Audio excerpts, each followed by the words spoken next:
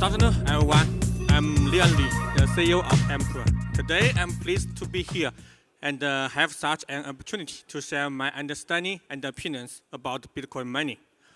I founded the industry's first crypto mining comprehensive platform 10 years ago in China, and have witnessed the hash rate keeps growing continuously. And one of the questions I think the most often is, what is the future of Bitcoin mining under such circumstances? Okay, first let's review how Bitcoin mining works. Bitcoin mining is a process of validating the new transactions in the member pool and adding them on the blockchain ledger. So calculation. Mining rigs, simply put, mining rigs perform mathematical calculations until they get the correct answer. Then mining rigs get the block rewards. There are three time-related important concepts. The first one is 10 minutes. The network generates a new block every 10 minutes. The second concept is 14 days. Bitcoin network adjusts the mining difficulty every 2016 blocks, equivalent to 14 days. The third concept is 4 years. Bitcoin network will automatically have the block rewards every 4 years. The 4 years mechanism plays a very important role in the Bitcoin's economic model to limit issuance. Next, let's review the Bitcoin halving history. The first halving occurred in November 2012, when the output of single block decreased from 15 bitcoins to 25 bitcoins. The second halving took place in 2020, 2012, 2016, and the third in 2020. The fourth halving is expected to occur in April 2024. Each halving will has in 50% induction in the amount of the Bitcoin's out quantity, but the rise of the Bitcoin prices will make up miners' income. If you calculate the total revenue through in fiat, the halving seems to be a key time point for the rise of Bitcoin prices, so-called halving market. And next, let's review the interruption of mining rigs. At the very beginning, miners employed CPUs to mine Bitcoin. CPU mining was soon replaced by GPU mining because GPU is better at repeated calculations. After GPU mining, it comes from FPGA. FPGA is a hardware and that one user can program to carry out one or more logic operations, but still very limited. So it eventually replaced by ASIC. Speaking of ASIC mining, the world's first ASIC mining machine was produced by a Chinese manufacturer called Avalon. Yeah.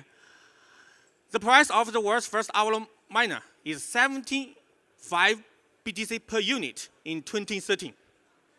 It's a very amazing price. How wonderful if it could be we traveled back such good old days. Later, a new machine came onto the market, appeared. It's called Bitfree, whose performance was significantly improved compared to Avalon. Bitfree has a mining pool called JHash. What left me a great impression on me is that there is a simple copy on JHash minimalist website. They say, we are just playing cautiously. Later, around the end of the 2013, Bitmain came on the stage. And until now, Bitmain continues to interrupt the rigs. It still is on the absolute leading position in the global market. This is a brief history of the mining machines. From this graph, we can see that the interruption speed of the nanometer from a chip between 130 nanometer and 20 nanometer is relatively fast. This is the reason that the lower the number of nanometers, the more difficult to program and produce chips. Let's take Bitmain Antminer as an example. We can discuss a mining rig from two dimensions, the hash rate and the power efficiency. We can see that the hash rate of a single miner increased about 1,400 times, and the consumption of a unit miner decreased about 19 times.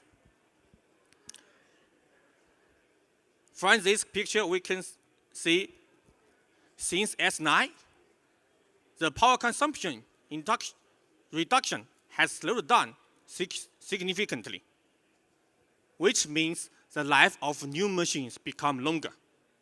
This also indicates another important phenomenon, that is, the investment of the Bitcoin mining is getting longer and longer. Next, let's look at the current distribution of the global hash rate. As incomplete statistics, more than 50% of the global hash rate now in United States. This is one of the reasons why I am here today. As the block rewards are able to be harvested and the mining difficulty continues to rise, who are investing the increasing hash rates? We observe that the investors can be categorized in following types. The first one is the institutional investors, represented as a listed company. They are large-scale, corporate managed, and highly compliant. The second is intensive capital, such as some capitals in Southeast Asia and the Middle East, who has huge chunks of capital. And their goal and approach to make money through mining are very different. The third category is upstream and downstream enterprises in the energy industry. As we know, the main cost of Bitcoin mining is caused by the electricity. So low electricity prices will be a big advantage for mining investment. Companies with energy industries experience can take their energy advantages to facilitate their consumption in Bitcoin mining business. Last but not least, for individual investors, it tends to be difficult for mining effectively. Participating through cloud mining will become an increasingly popular channel.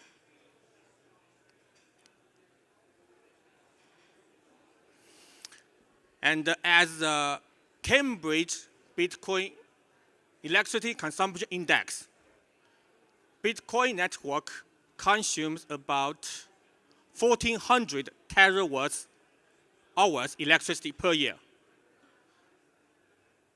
equivalent to about 15 kilowatts. It sounds like a large number, but in fact, it accounts about 0.62% of the global energy supply. This is a small proportion compared to other traditional industries.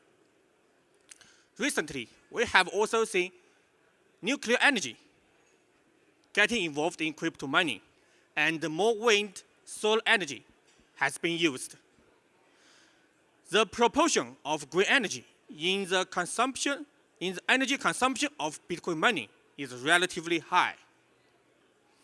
And as the Ethereum switching to POS, POS shows a strong potential. But I think the role of POW in blockchain is underestimated as the backbone of equity value and stable consensus, POW, I think, will coexist with POS for a long time. I think POW is a bridge connecting the physical world and the virtual world. We expect POW to be greener and the continuous evolution to improve the level of human energy utilization and to achieve the largest blockchain consensus. Finally, please allow me to briefly introduce Ampere. Founded in 2014, Ampere is one of the world's leading mining pool, with the nodes deployed all over the world, and provides stable, effortless, and efficient mining experience for global users. As a blockchain infrastructure company, Ampere believes that technology can bring infinite possibilities to blockchain world, and is committed to supporting and developing POW ecosystem. Ampere has two main businesses. The one is a well-known mining platform. It currently supports 15 cryptos. It provides stable global access nodes, and the VIP users can include VIP nodes. And it pays miners daily and sends money on time. It also supports hash rate transfer function. Another business is cloud mining pool, which provides a white label service and engineering solutions for miners who want to build their own pool under their own brand name. The white label pool naturally inherits the features of Ampere in strong carrying capacity and zero fluctuation.